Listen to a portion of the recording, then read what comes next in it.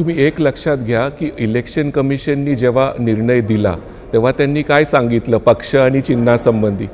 त्यांनी सांगितलं की नार्वेकरांनी सुप्रीम कोर्ट म्हटलं होतं की Narwekar can take a decision independent of the election commission. पण इलेक्शन कमिशननी निर्णय दिला होता की तुम्ही तुमची घटना आम्हाला पुरवली नाही, त्यामुळे आम्ही पक्ष ठरवू शकत नाही कोणतं. उद्या नार्वेकर पण आज असं म्हणू शकतात की मलाही नक्की माहीत नाही की पक्षप्रमुख उद्धव ठाकरे लिगली आहेत का नाही, त्यामुळे ते असा निर्णय देऊ शकतात की हो एको होतोय आवाज, तर पक्षप्रमुख काय ठरवायचं किंवा नाही तर ते नार्वेकर आज ठरवतील. आणि मला एक म्हणणं आहे की संजय राऊतांची ही स्टेटमेंट की मॅच फिक्सिंग, पैशाचे व्यवहार वगैरे, म्हणजे एका अर्थाने त्यांना माहीत आहे की निर्णय त्यांच्या विरोधात जाणार आहे. हे पण एक म्हणणं चुकीचं आहे. तुम्ही ज्या ट्रायब्युनलसमोर जाताय त्याच्यावर तुम्ही आधीच जर आरोप केले तर मग त्याला अर्थच राहत नाही त्या ट्रायब्युनलला. त्यामुळं माझं असं म्हणणं आहे की तुम्ही ट्रायब्युनलवर आत्ता आरोप करू नये नार्वेकरांवर. बघा, माझ्या मते जर डिस्क्वालिफाय झाले तर एकनाथ शिंदे आणि त्यांचे सर्व सहकारी व्हायला पाहिजे, जर झाले डिस्क्वालिफाय करायचं ठरवलं त्यांना तर. आणि एक दुसरी क्रॉस पिटिशन आहे की उरलेले शिवसेनेचे त्यांना डिस्क्वालिफाय करण्यात यावं. तर ह्या दोनपैकी एक काहीतरी होईल, किंवा असंही होऊ शकतं तिसरा निर्णय की कोणच डिस्क्वालिफाय नाही, म्हणजे सगळ्यांची आमदारकी अबाधित राहील. कारण 2018ची घटनादुरुस्ती, पक्षाची घटनादुरुस्ती ही पुरवली गेली नव्हती.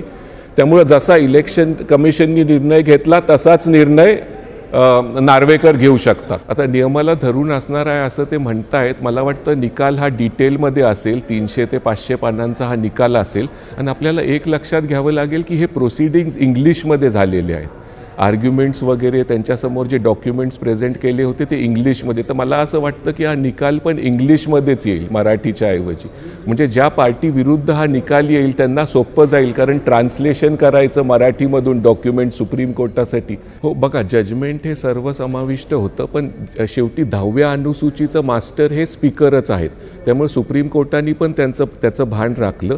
आणि सुप्रीम कोर्टाने काय संजय राऊतांप्रमाणे काही ट्रायब्युनल वगैरे राहुल नार्वेकरांना नेमलेलं नाही. राज्यघटनेने सांगितलं आहे, राज्यघटनेने सांगितलं आहे की 10व्या अनुसूचीचे मास्टर हे स्पीकर आहेत.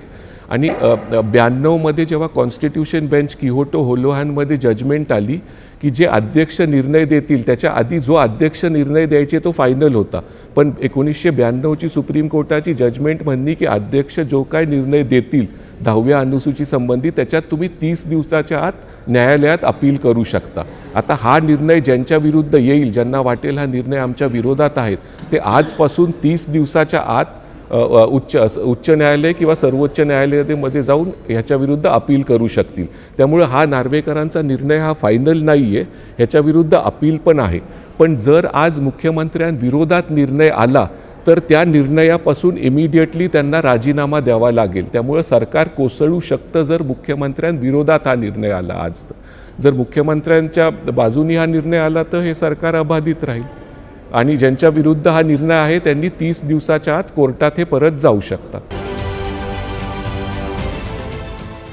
देश विदेशातील प्रत्येक घडामोडींचे लाईव्ह अपडेट मिळवण्यासाठी आता साम टीव्हीच्या सर्व सोशल मीडिया प्लॅटफॉर्मला लाईक, फॉलो आणि सबस्क्राईब करा. तसंच सर्व नोटिफिकेशनसाठी बेल आयकॉन प्रेस करायला विसरू नका.